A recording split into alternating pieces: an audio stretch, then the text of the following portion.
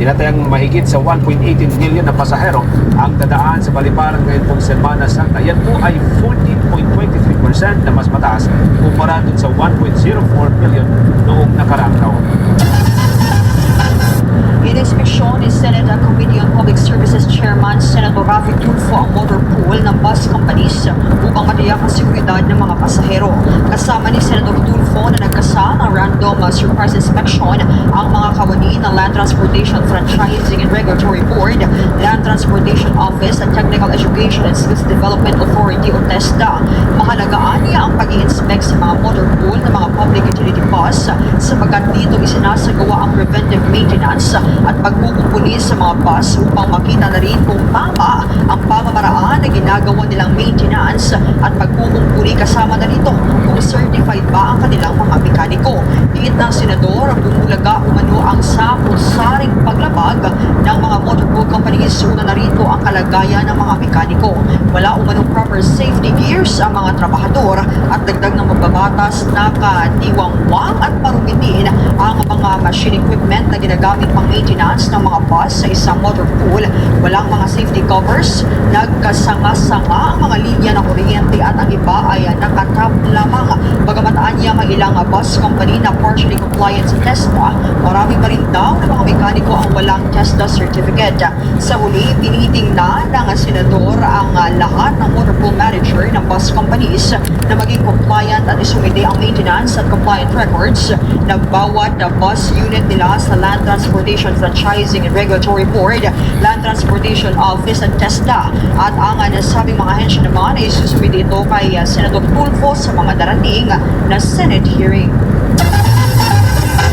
Sa ating update para po sa nalalapit na May 12, 2025 elections, magkakabubukas sa nation ng mga kandidato maaari pong marap sa election offense kapag ipipilit ng mga panya kasabay po yan ng Huwebes Santo at ng Biyernes Santo. Yan at ito mga balita sa pag-uulat ni Boboisa Cotore. Binigyang diin ni Commission on Elections Chairman George Sherwin Garcia na ipinagbabawal ang pangangampanya sa darating na Huwebes at Biyernes Santo. Ito ay alinsunod sa Comelec Resolution No. 11086 kung saan sinasabing bawal ang mga panya sa Huwebes at Biyernes Santo araw bago ang halalan at ang mismong araw ng eleksyon. Ang sino mga mapapatunayan na sangkot dito ay maaaring humarap sa election offense. Kaugnay pa nito ay pinagbabawal mismo ang pamimigay ng pagkain pagkatapos ng mga pabasa at ang pagpapalaro ng liga sa mga barangay. Paglilinaw niya na maaari pa rin makiisa sa mga religious activities, ngunit huwag sana itong haluan ng pagpupolitika. Sa mga kandidato ko, paulit-ulit po natin pinabanggit, sinasabi, bawal po ang pangangampanya sa mahal na araw natin po ang Huwebes Santo at Biyernes Santo. Instead yung iba, nagpapabasa, nagpapakain sa nagpapabasa, at baka pwede pong iwasan na lang po natin yun.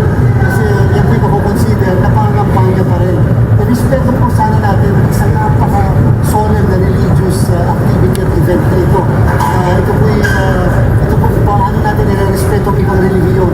Ganyan din po dapat ang pag-respeto natin. Huwag magpapainom. Samantala, sa iba pang balita, inipot ni Garcia mga botante na gamitin ang social media upang isiwalat ang mga vote buying o di kaya ay mga diskriminasyon sa pangangampanya sa sarili nilang mga lugar. Anya po sa mga photos at videos upang masuri agad ng komisyon. Patitiyak niya na agaran nila ito maaksyonan. Ganyan din po importante sa amin yung social media. Sa mga kababayan natin, sige po, you have to flag the social media, mga pictures, mga video. Mag-action po kami. At wala na yung problema sa pagpapaliwanag lang. Ngayon po, doon naman sa mga nakasagot na sa ating show cause orders, lalo na yung issue ng kabastusan o sa issue ng paggamit ng mga nalilingwahe, pag-discriminate, masahan niyo po may aksyon ang task. Sa kaugnay pang balita, naglabas ng pampitong show cause order ang all body na may kaugnayan sa pagdidiskrimina sa pangangampanya laban kay Edita Mangera na kandidato sa pagka-mayor sa Pasay City. Ang hakbang na ito ng komisyon ay kasunod ng racist remarks ng naturang kandidato patungkol sa mga Indianong estudyante na nasa Pasay General Hospital. Pinagpapaliwanag si Mangera ng all body sa loob ng 3 araw kung bakit hindi dapat ikonsidera ang kanyang ginawa bilang election offense o maging petisyon para sa diskwalifikasyon. Tanggalin na natin ang buhay para wala nang amoy sibuya na naiiwan sa Pasay din. Mula sa Comelec Office in Intramuros, Manila, Boboisa Cotore para sa The Vote 2025 coverage ng Boko Radio Philippines. The #1 in most trusted radio network in the country, Basta Radyo Oppo.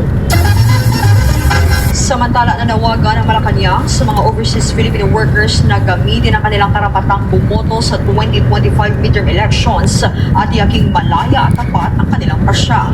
Hinimok ni Presidential Communications Office Undersecretary Claire Castro ang mga Pilipino sa ibang bansa na huwag hayaang impluwensyahan sila ng sino man sa kanilang pagboto. Ani Attorney Castro, sa mga Filipino, karapatan ito at paraan ito para marinig ang kanilang tinig.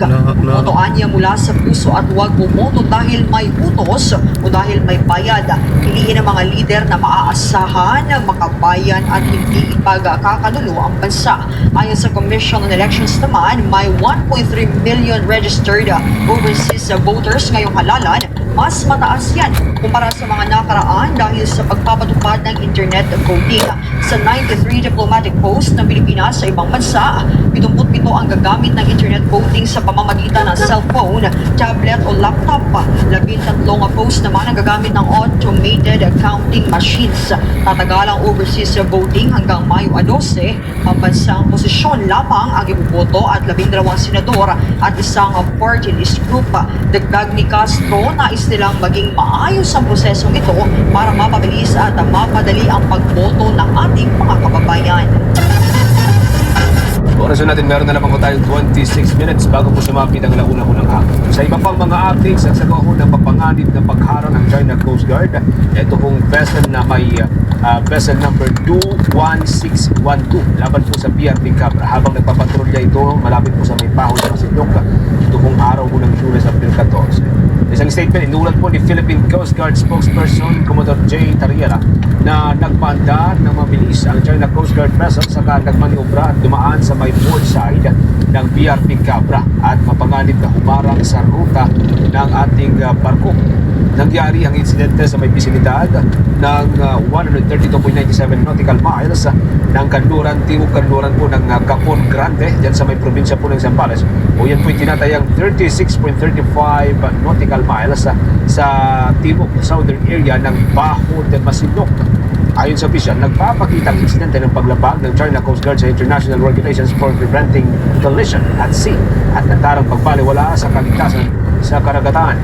Nagpalitan din ng radio challenge ang China Coast Guard vessel at itong BRP Cabra.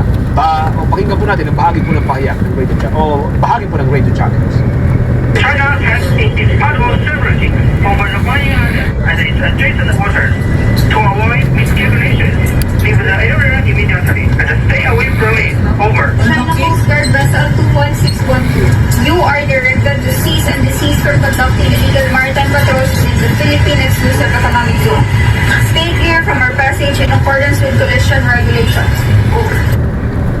Bahagi po yan mga kaupo ng palitan po ng radio challenge sa pagitan po ng China Coast Guard at ng Philippine Coast Guard. Samantala, ngayon pong araw, aktibong nagpatrolya sa may baybayin ng Zambales ito pong BRP Cabra sa ilalim ng command itong si Lieutenant Commander Hannah Yanez, isang female skipper, para pigilan ng mga pagtatangka ng China Coast Guard na gawing normal ang kanilang mga illegal na pagpapatrolya sa loob ng exclusive economic zone ng Pilipinas.